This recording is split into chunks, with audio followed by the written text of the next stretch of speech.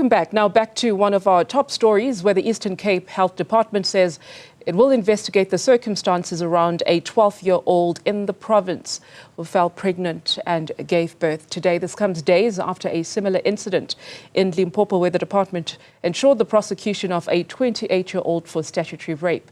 The department's MEC for Social Development, Bukiwe Fanta, joins us live to discuss the department's interventions. MEC, very good afternoon to you. Thank you for your time. What was meant to be a day of celebration welcoming these newborn babies turned out to not be so great when you found out about this child who was essentially raped and abused. What other information have you been able to find out about how this came about? Thank you very much, Audrey, and good afternoon to you. Yes, we welcome 2025. We were busy as a province visiting all our health centers to receive the newly borns. It was quite excitement when we see the first one in Bishop Hospital, was the first in the province. It's a beautiful young bulby little girl. But because of the weight, she's still in incubator. And all others are still safe, both Bukiwe and Bishop Hospital, the two hospitals that I personally visited. When I was in Bukiwe, one not good news that I had is about an abandoned child that was taken by the police under the bridge. But the child is in good health. She's in hospital. The police are doing their job. Also, I happened to be told about a 12-year-old by the MEC of Health that there's a 12-year-old was also give birth to a child. It was quite shocking to us for a 12-year. It was purely that is a rape. A due process of a rape must kick in. There's no other way. A crime is a crime, irrespective we've done what. But a 12-year is a baby, and to sleep with the baby is a crime in South Africa. So, justice system were expecting to kick in and do whatever is necessary.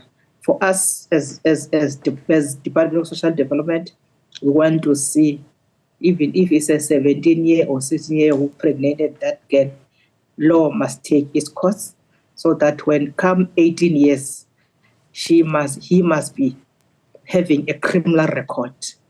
And we are told that the boy is 17 years, but next year is going to be 18. So we wanted that record to carry on. Now he's still a juvenile, but we want to carry that case to carry on until he's 18, because once you rape, you will never stop. So that record must remain with him in the records that she is a rapist.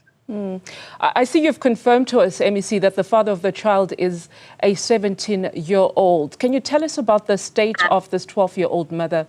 Did she manage to give birth safely? Were there any interventions that had to happen? And what is the status of the baby as well? And also, if you could tell us, if you're able to speak to perhaps the parents or the guardians of this young mother to see why they had not reported this case if they understood that a crime had occurred. Unfortunately for me, I am not in that space, because this happened in Frontier Hospital. That's where the MEC for Health was. MEC for Social Development, I was deployed in Bishop, which is King Williamstown, Bukiwe, and Bishop Hospital. So I didn't have the enough information and the details of what happened. It's only the MEC of Health who has got full details of how the child was born, how is the situation with the mother, but the details is with her.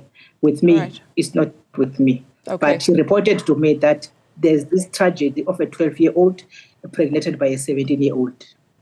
Right. We'll try and get the relevant officials to perhaps get those details. You also mentioned the issue of abandoned babies. Can you tell us more about that? Was it just the one baby? But what is the condition of this child and any circumstances around who could have done this? Are there investigations that are underway, and how is the baby now? Thank you very much. That one I've seen myself. The child is in good hands in the Cecilia Bukiwe. She was brought in the early hours by the police, who found her under a bridge. And the child, for God's sake, she is so healthy. She is safe. She is beautiful. She is just bulby. We thank God that she was found alive and healthy. The process now with the social development and social workers of Bukiwe, after she has been examined, she will be placed in the safe home. We do have safe home in BCM, Buffalo City, so that meanwhile police are doing their own job of investigating exactly who is the mother. That child will be placed in the safe home around East London. We're not going to get details about that one because it's a child, it's an infant. Such details are not good for public consumption. Yeah, we're just quite happy to know that the child is healthy. That is really good news. I'm just wondering if... Very healthy. Yes, if mothers that perhaps feel overwhelmed when they give birth, do they understand that they can get help with their children? Is there such information available for them? Do they understand that it's a crime to just abandon your child? And is there quite a bit of those occurrences that happen during this time of the year, or just generally throughout the year, of babies being abandoned? Yeah, I think we need to do more work on empowerment and empowering our communities, because within a month here in Eastern Cape, this is the second one. The other one was found about November in Pedi, and also that was found by security guards and was taken to hospital. This is the second one. And young, unfortunately for that one of Pedi, the mother was found, and I'm told she's still in hospital because she gave birth through cesarean, and it was a very serious cesarean. We don't know how he managed to get out of hospital and throw the baby in a forest.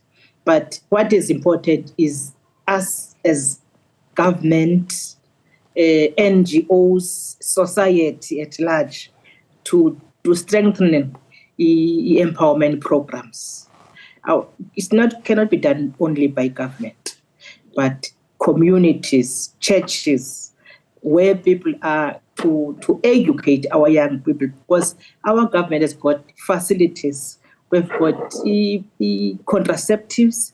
We don't understand why girls keep on being pregnant whilst we have this thing. It means that they are lacking information. Hence, we call upon the society to help us. In our churches, because all these girls are going to church, communities themselves, we are calling upon them at least to do something and to help us of sharing the information rather than these kids throwing the babies under the bridge, which is very, very, very bad. And we don't encourage. And a child is a gift from God. If you don't go that route of contraception, please don't throw the baby in rivers and dams. Hence, we have the government, we have this safe home, so that whoever feels that maybe one was raped, we don't know, there's a high rate of rape in our country. Some maybe he was raped and she noticed that she cannot go through with this child who is fatherless. So they decided to do these funny things of throwing them. We want to appeal to them, even if it's a rape, if you didn't do termination, maybe you pick up late that you are pregnant and it's advanced, you can't do termination. But if it's an early one, termination is there. Our government is trying all means to stop this teenage pregnancy. But we notice that it is going on. It means that we must strengthen the empowerment programs in schools, in communities, in churches. Yeah. Well, thank you for your time, MEC. We certainly appreciate it. We understand the abandoned baby is in safe hands. The 12-year-old mother who gave birth, investigations are underway. And not only from the department, I would assume the police would be involved in that case as well. Thank you for that update. MEC Bukiwe, Fanta, Eastern Cape Social Development Department, speaking to us there.